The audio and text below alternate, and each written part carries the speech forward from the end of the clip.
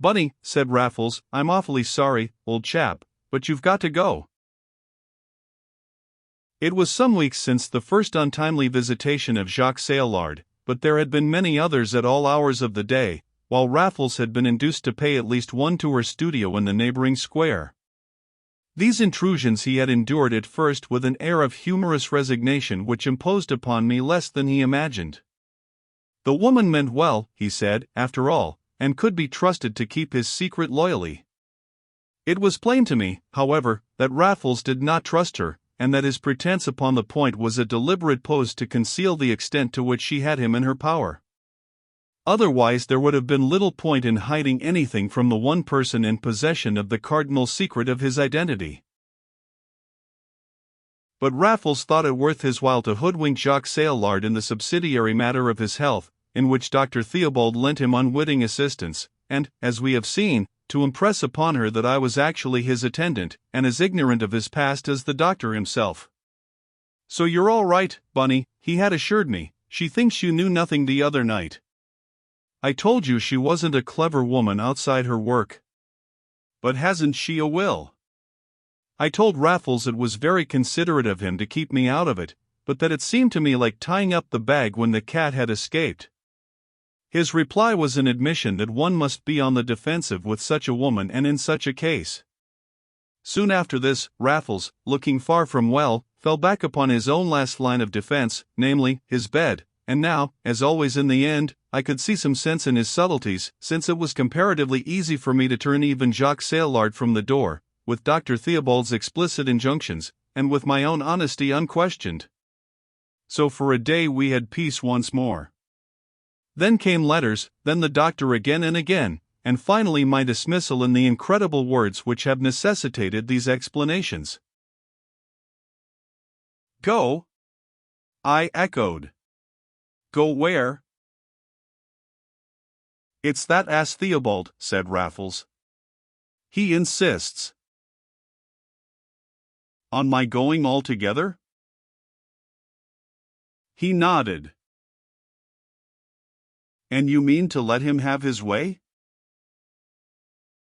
I had no language for my mortification and disgust, though neither was as yet quite so great as my surprise. I had foreseen almost every conceivable consequence of the mad act which brought all this trouble to pass, but a voluntary division between Raffles and me had certainly never entered my calculations. Nor could I think that it had occurred to him before our egregious doctor's last visit, this very morning. Raffles had looked irritated as he broke the news to me from his pillow, and now there was some sympathy in the way he sat up in bed, as though he felt the thing himself. "I am obliged to give in to the fellow," said he. "He's saving me from my friend, and I'm bound to humor him. But I can tell you that we've been arguing about you for the last half hour, Bunny. It was no use, the idiot has had his knife in you from the first, and he wouldn't see me through on any other conditions." "So he is going to see you through, is he?" "It tots up to that," said Raffles, looking at me rather hard. "At all events he has come to my rescue for the time being, and it's for me to manage the rest. You don't know what it has been, Bunny, these last few weeks, and gallantry forbids that I should tell you even now. But would you rather elope against your will, or have your continued existence made known to the world in general and the police in particular? That is practically the problem which I have had to solve, and the temporary solution was to fall ill. As a matter of fact, I am ill, and now what do you think? I owe it to you to tell you, Bunny, though it goes against the grain. She would take me to the dear, warm underworld, where the sun really shines, and she would nurse me back to life and love. The artistic temperament is a fearsome thing, Bunny, in a woman with the devil's own will." Raffles tore up the letter from which he had read these piquant extracts, and lay back on the pillows with the tired air of the veritable invalid which he seemed able to assume at will. But for once he did look as though bed was the best place for him, and I used the fact as an argument for my own retention in defiance of Dr. Theobald. The town was full of typhoid, I said, and certainly that autumnal scourge was in the air. Did he want me to leave him at the very moment when he might be sickening for a serious illness? You know I don't, my good fellow, said Raffles, wearily, but Theobald does, and I can't afford to go against him now. Not that I really care what happens to me now that that woman knows I'm in the land of the living. She'll let it out, to a dead certainty, and at the best there'll be a hue and cry, which is the very thing I have escaped all these years. Now, what I want you to do is to go and take some quiet place somewhere, and then let me know, so that I may have a port in the storm when it breaks. Now you're talking, I cried, recovering my spirits. I thought you meant to go and drop a fellow altogether. Exactly the sort of thing you would think, rejoined Raffles, with a contempt that was welcome enough after my late alarm. No, my dear rabbit, what you've got to do is to make a new burrow for us both. Try down the Thames, in some quiet nook that a literary man would naturally select. I've often thought that more use might be made of a boat, while the family are at dinner, than there ever has been yet. If Raffles is to come to life, old chap, he shall go a-raffling for all he's worth. There's something to be done with a bicycle, too. Try Ham Common or Roehampton, or some such sleepy hollow a trifle off the line, and say you're expecting your brother from the colonies. Into this arrangement I entered without the slightest hesitation, for we had funds enough to carry it out on a comfortable scale, and Raffles placed a sufficient share at my disposal for the nonce. Moreover, I for one was only too glad to seek fresh fields and pastures new, a phrase which I determined to interpret literally in my choice of fresh surroundings. I was tired of our submerged life in the poky little flat, especially now that we had money enough for better things. I myself of late had dark dealings with the receivers, with the result that poor Lord Ernest Belville's successes were now indeed ours. Subsequent complications had been the more galling on that account, while the wanton way in which they had been created was the most irritating reflection of all. But it had brought its own punishment upon Raffles, and I fancied the lesson would prove salutary when we again settled down. If ever we do, Bunny, said he, as I took his hand and told him how I was already looking forward to the time. But of course we will, I cried, concealing the resentment at leaving him which his tone and his appearance renewed in my breast. I'm not so sure of it, he said, gloomily. I'm in somebody's clutches, and I've got to get out of them first. I'll sit tight until you do. Well, he said, if you don't see me in 10 days you never will. Only 10 days? I echoed. That's nothing at all.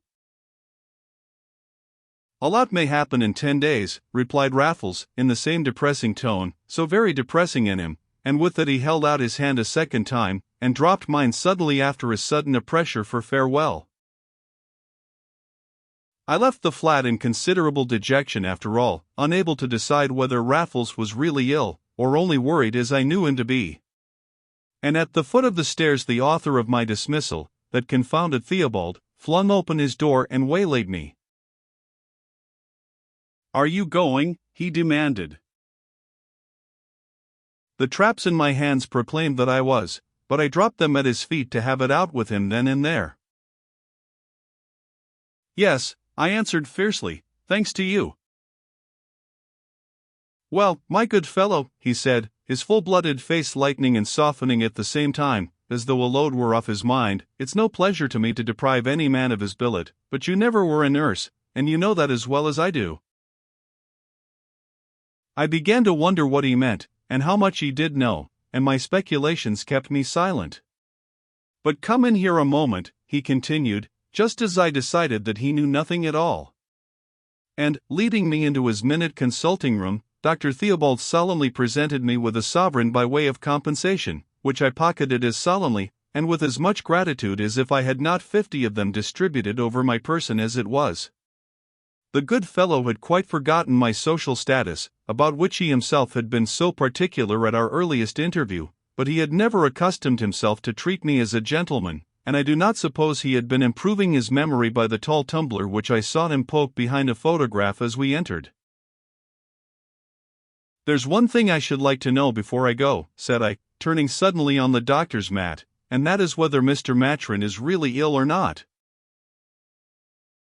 I meant, of course, at the present moment, but Dr. Theobald braced himself like a recruit at the drill sergeant's voice. Of course he is, he snapped, so well as to need a nurse who can nurse, by way of a change. With that his door shut in my face, and I had to go my way, in the dark as to whether he had mistaken my meaning, and was telling me a lie, or not. But for my misgivings upon this point I might have extracted some very genuine enjoyment out of the next few days. I had decent clothes to my back, with money, as I say, in most of the pockets, and more freedom to spend it than was possible in the constant society of a man whose personal liberty depended on a universal supposition that he was dead. Raffles was as bold as ever, and I as fond of him, but whereas he would run any risk in a professional exploit, there were many innocent recreations still open to me which would have been sheer madness in him. He could not even watch a match, from the sixpenny seats, at Lord's Cricket Ground, where the gentlemen were every year in a worse way without him. He never travelled by rail, and dining out was a risk only to be run with some ulterior object in view. In fact, much as it had changed, Raffles could no longer show his face with perfect impunity in any quarter or at any hour. Moreover, after the lesson he had now learnt, I foresaw increased caution on his part in this respect. But I myself was under no such perpetual disadvantage, and, while what was good enough for Raffles was quite good enough for me so long as we were together, I saw no harm in profiting by the present opportunity of doing myself well. Such were my reflections on the way to Richmond in a hansom cab. Richmond had struck us both as the best centre of operations in search of the suburban retreat which Raffles wanted, and by road, in a well-appointed, well-selected hansom, was certainly the most agreeable way of getting there. In a week or 10 days Raffles was to write to me at the Richmond post office, but for at least a week I should be on my own. It was not an unpleasant sensation as I leant back in the comfortable hansom, and rather to one side, in order to have a good look at myself in the beveled mirror that is almost as great an improvement in these vehicles as the rubber tires. Really I was not an ill-looking youth, if one may call oneself such at the age of 30. I could lay no claim either to the striking cast of countenance or to the peculiar charm of expression which made the face of Raffles like no other in the world. But this very distinction was in itself a danger, for its impression was indelible, whereas I might still have been mistaken for 100 other young fellows at large in London. Incredible as it may appear to the moralists, I had sustained no external hallmark by my term of imprisonment, and I am vain enough to believe that the evil which I did had not a separate existence in my face. This afternoon, indeed, I was struck by the purity of my fresh complexion, and rather depressed by the general innocence of the visage which peered into mine from the little mirror. My straw-colored mustache, grown in the flat after a protracted holiday, again preserved the most disappointing dimensions, and was still invisible in certain lights without wax. So far from discerning the desperate criminal who has done time once, and deserved it over and over again, the superior but superficial observer might have imagined that he detected a certain element of folly in my face. At all events it was not the face to shut the doors of a first-class hotel against me, without accidental evidence of a more explicit kind, and it was with no little satisfaction that I directed the man to drive to the Star and Garter. I also told him to go through Richmond Park, though he warned me that it would add considerably to the distance and his fare. It was autumn, and it struck me that the tints would be fine. And I had learnt from Raffles to appreciate such things, even amid the excitement of an audacious enterprise. If I dwell upon my appreciation of this occasion it is because, like most pleasures, it was exceedingly short-lived. I was very comfortable at the Star and Garter, which was so empty that I had a room worthy of a prince, where I could enjoy the finest of all views, in patriotic opinion, every morning while I shaved. I walked many miles through the noble park, over the commons of Ham and Wimbledon, and one day as far as that of Esher, where I was forcibly reminded of a service we once rendered to a distinguished resident in this delightful locality. But it was on Ham Common, one of the places which Raffles had mentioned as specially desirable, that I actually found an almost ideal retreat. This was a cottage where I heard, on inquiry, that rooms were to be let in the summer. The landlady, a motherly body, of visible excellence, was surprised indeed at receiving an application for the winter months, but I have generally found that the title of author, claimed with an air, explains every little innocent irregularity of conduct or appearance, and even requires something of the kind to carry conviction to the lay intelligence. The present case was one in point, and when I said that I could only write in a room facing north, on mutton chops and milk, with a cold ham in the wardrobe in case of nocturnal inspiration, to which I was liable, my literary character was established beyond dispute. I secured the rooms, paid a month's rent in advance at my own request, and moped in them dreadfully until the week was up and Raffles due any day. I explained that the inspiration would not come, and asked abruptly if the mutton was New Zealand.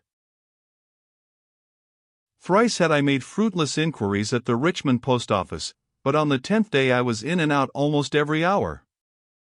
Not a word was there for me up to the last post at night. Home I trudged to Ham with horrible forebodings, and back again to Richmond after breakfast next morning. Still there was nothing. I could bear it no more. At 10 minutes to 11 I was climbing the station stairs at Earl's Court. It was a wretched morning there, a weeping mist shrouding the long, straight street, and clinging to one's face in clammy caresses. I felt how much better it was down at Ham, as I turned into our side street, and saw the flats looming like mountains, the chimney pots hidden in the mist. At our entrance stood a nebulous conveyance, that I took at first for a tradesman's van. To my horror it proved to be a hearse, and all at once the white breath ceased upon my lips. I had looked up at our windows and the blinds were down. I rushed within. The doctor's door stood open.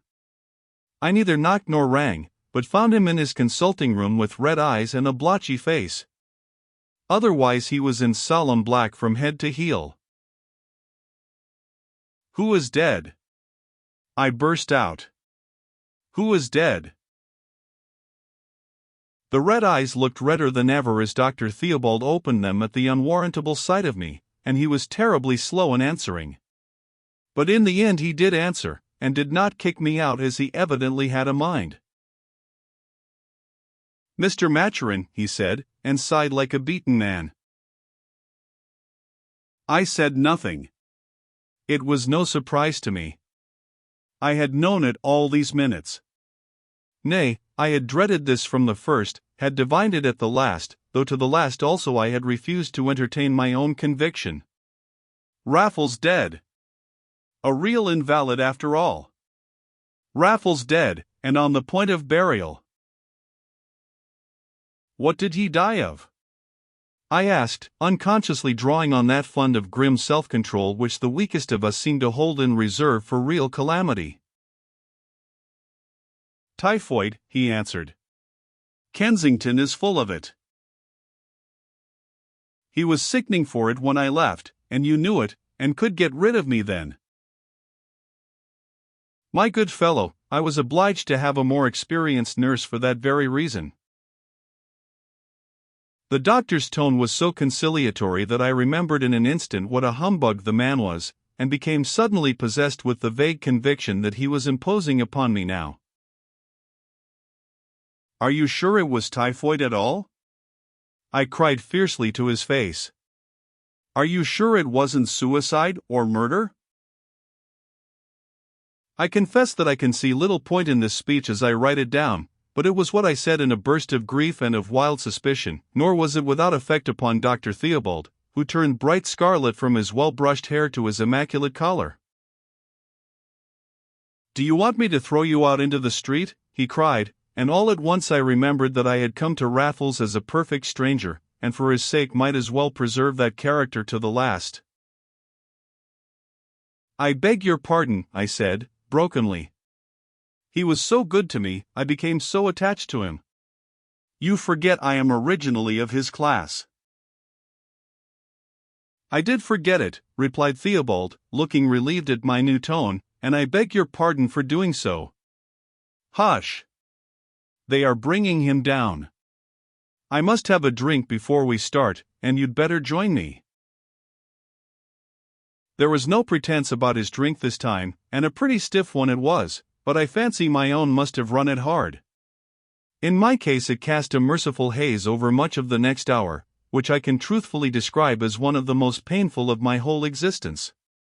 I can have known very little of what I was doing. I only remember finding myself in a hansom, suddenly wondering why it was going so slowly, and once more awaking to the truth. But it was to the truth itself more than to the liquor that I must have owed my dazed condition. My next recollection is of looking down into the open grave, in a sudden passionate anxiety to see the name for myself. It was not the name of my friend, of course, but it was the one under which he had passed for many months.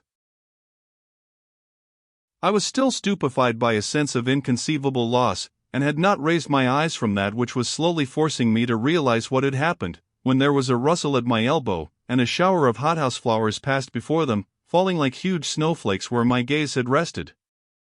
I looked up, and at my side stood a majestic figure in deep mourning. The face was carefully veiled, but I was too close not to recognize the masterful beauty whom the world knew as Jacques Saillard. I had no sympathy with her; on the contrary, my blood boiled with the vague conviction that in some way she was responsible for this death. Yet she was the only woman present, there were not a half a dozen of us altogether, and her flowers were the only flowers. The melancholy ceremony was over, and Jacques Saillard had departed in a funeral brougham, evidently hired for the occasion. I had watched her drive away, and the sight of my own cabman, making signs to me through the fog, had suddenly reminded me that I had bidden him to wait. I was the last to leave, and had turned my back upon the grave diggers, already at their final task, when a hand fell lightly but firmly upon my shoulder. "I don't want to make a scene in a cemetery," said a voice, in a not unkindly, almost confidential whisper. "Will you get into your own cab and come quietly?" "Who on earth are you?" I exclaimed. I now remembered having seen the fellow hovering about during the funeral, and subconsciously taking him for the undertaker's head man. He had certainly that appearance, and even now I could scarcely believe that he was anything else. "My name won't help you," he said, pityingly. "But you will guess where I come from when I tell you I have a warrant for your arrest." My sensations at this announcement may not be believed, but I solemnly declare that I have seldom experienced so fierce a satisfaction. Here was a new excitement in which to drown my grief, here was something to think about, and I should be spared the intolerable experience of a solitary return to the little place at Ham. It was as though I had lost a limb and someone had struck me so hard in the face that the greater agony was forgotten. I got into the hansom without a word, my captor following at my heels, and giving his own directions to the cabman before taking his seat. The word station was the only one I caught, and I wondered whether it was to be Bow Street again. My companion's next words, however, or rather the tone in which he uttered them, destroyed my capacity for idle speculation.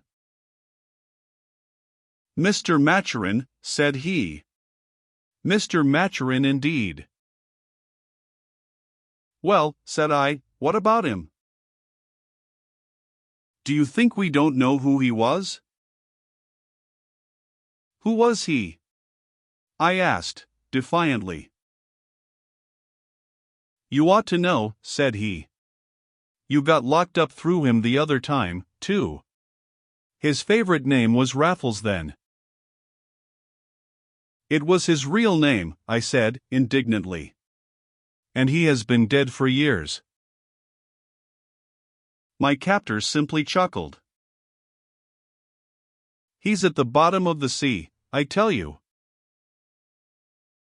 But I do not know why I should have told him with such spirit, for what could it matter to Raffles now? I did not think; instinct was still stronger than reason, and, fresh from his funeral, I had taken up the cudgels for my dead friend as though he were still alive. Next moment I saw this for myself, and my tears came nearer the surface than they had been yet, but the fellow at my side laughed outright. "Shall I tell you something else?" said he. "As you like." "He's not even at the bottom of that grave. He's no more dead than you or I, and a sham burial is his latest piece of villainy." I doubt whether I could have spoken if I had tried. I did not try. I had no use for speech. I did not even ask him if he was sure, I was so sure myself. It was all as plain to me as riddles usually are when one has the answer. The doctor's alarms, his unscrupulous venality, the simulated illness, my own dismissal, each fitted in its obvious place, and not even the last had power as yet to mar my joy in the one central fact to which all the rest were as tapers to the sun. "He is alive!" I cried. "Nothing else matters, he is alive." At last I did ask whether they had got him too, but thankful as I was for the greater knowledge, I confess that I did not much care what answer I received. Already I was figuring out how much we might each get, and how old we should be when we came out. But my companion tilted his hat to the back of his head, at the same time putting his face close to mine, and compelling my scrutiny. And my answer, as you have already guessed, was the face of Raffles himself, superbly disguised, but less superbly than his voice, and yet so thinly that I should have known him in a trice had I not been too miserable in the beginning to give him a second glance. Jacques Saillard had made his life impossible, and this was the one escape. Raffles had bought the doctor for £1,000, and the doctor had bought a nurse of his own kidney, on his own account. Me, for some reason, he would not trust. He had insisted upon my dismissal as an essential preliminary to his part in the conspiracy. Here the details were half humorous, half gruesome, each in turn as Raffles told me the story. At one period he had been very daringly drugged indeed, and, in his own words, as dead as a man need be, but he had left strict instructions that nobody but the nurse and my devoted physician should lay a finger on me afterwards, and by virtue of this proviso a library of books, largely acquired for the occasion, had been impiously interred at Kensal Green. Raffles had definitely undertaken not to trust me with the secret, and, but for my untoward appearance at the funeral, which he had attended for his own final satisfaction, I was assured and am convinced that he would have kept his promise to the letter. In explaining this he gave me the one explanation I desired, and in another moment we turned into Pratt Street, Paddington. "And I thought you said Bow Street," said I. "Are you coming straight down to Richmond with me?" "I may as well," said Raffles, "though I did mean to get my kit first, so as to start in fair and square as the long-lost brother from the bush. That's why I hadn't written. The function was a day later than I calculated. I was going to write tonight."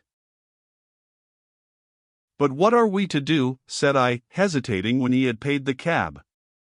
"I have been playing the colonies for all they are worth." "Oh, I've lost my luggage," said he, "or a wave came into my cabin and spoilt every stitch, or I had nothing fit to bring ashore." "We'll settle that in the train."